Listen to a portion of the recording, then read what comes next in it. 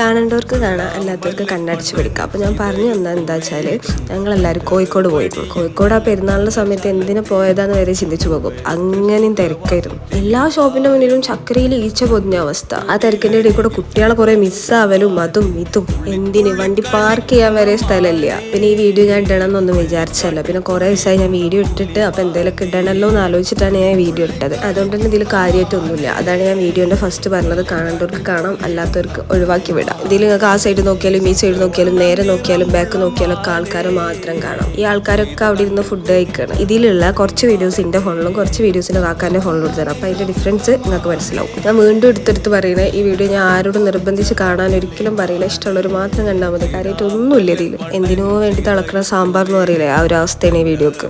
അങ്ങനെ പെരുന്നാളെല്ലാം കഴിഞ്ഞിട്ട് ഞങ്ങൾ തിരിച്ച് ബാംഗ്ലൂർക്ക് പോവാം. അങ്ങനെ ബാംഗ്ലൂർ എത്തി ഞങ്ങൾ വീണ്ടും. നാട്ടിലെ ചൂട് വെച്ച് നോക്കുമ്പോൾ ബാംഗ്ലൂർ സേഫാണ്. നാട്ടിലെ ചൂട് അൺസൈക്കബിൾ.